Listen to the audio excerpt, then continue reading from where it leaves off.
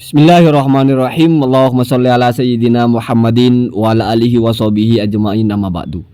Ja'alanallahu wa iyyakum min ahlil khairi was sa'ada fid dini wad dunya wal akhirah. Amin. Allahumma amin. Semoga Allah jadikan kita orang-orang yang beruntung di dunia, berbahagia di akhirat. Berbeda dalam hal apapun, tetap saja kita memiliki keinginan dan cita-cita yang sama. Ini channel saya sudah aktif kembali, walaupun ada sedikit kendala, ternyata subscribernya itu berkurang. Tetapi bukan berkurang ya, mulai dari awal gitu, tapi tidak apa-apa. Semoga kalau memang channel ini bagus akan berkembang lagi, kalau tidak ya tidak apa-apa. Ada hal yang ingin saya sampaikan sebagai teaser atau pengantar awal dari reportase saya. Insya Allah nanti saya akan membuat reportase yang utuh, bagaimana pandangan saya tentang perdebatan di Banten itu. Sekarang saya ambil dari sisi yang paling menarik atau yang paling lucu lah. Selama ini saya dikenal sebagai orang yang selalu menyerang Kiai Haji Imaduddin, selalu membuat konten-konten yang pokoknya kalau Kiai Haji Imaduddin yang bicara pasti salah. Dan saya memang pro Ba'alawi. Saya menyatakan nasab Ba'alawi itu sah, bukan husnudzon tapi dzon ya.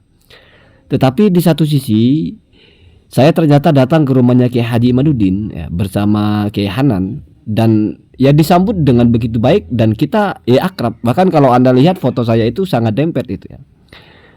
Bukan hanya foto secara formal kita berdua, enggak, tetapi sangat dempet seperti itu. Dan ketika salaman kami bahkan berpelukan ya.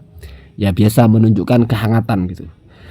Nah, kenapa itu terjadi dan berbeda dengan foto Gus Rumel dengan Kiai Haji Imaduddin di sebelah itu? Ya kalau analisa saya, yang pertama mungkin Kiai Haji Imaduddin tidak memandang saya sebagai orang yang kontra beliau yang tajam.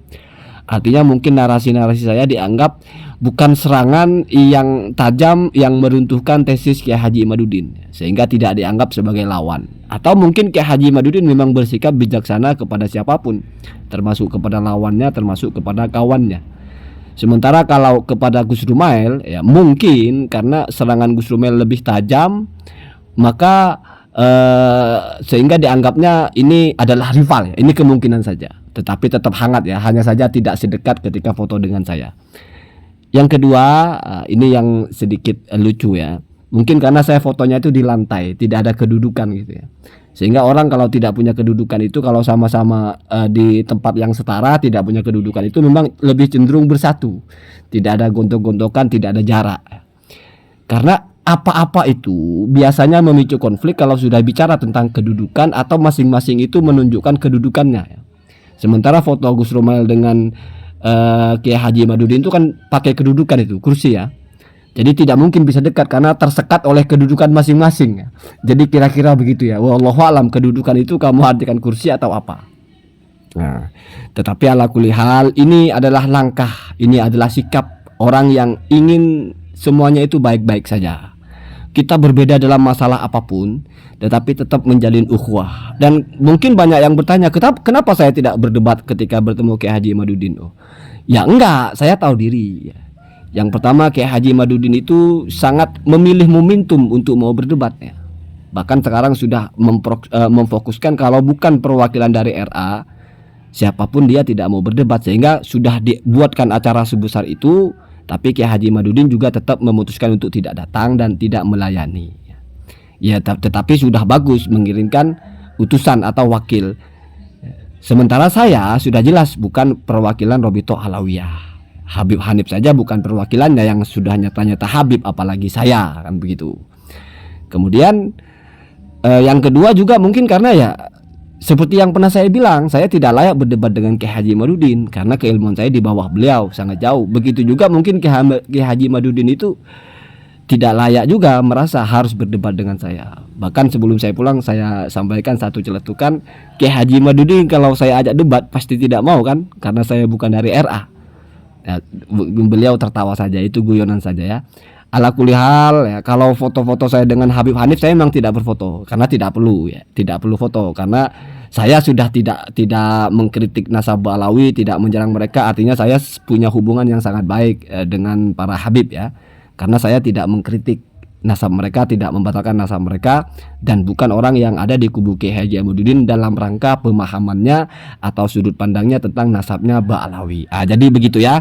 Kalau sudah demikian, maka nanti kalau saya berbicara apapun, baik itu mungkin di situ mengkritik Habib atau mengkritik Kiai Haji Imaduddin, tentu itu sudah tidak berangkat dari kebencian atau ketidaksukaan, tetapi mungkin murni dari memang hal-hal yang secara ilmiah perlu disampaikan.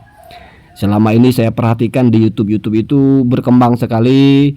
Ya mungkin dari satu potongan-potongan video di mana Buya Qurtubi keliru atau Gus Wafi unggul atau Said Mudakori unggul, itu lalu di framing oleh masing-masing. Berarti selama ini saya melihat belum ada yang mengulas hasil perdebatan itu secara utuh ya.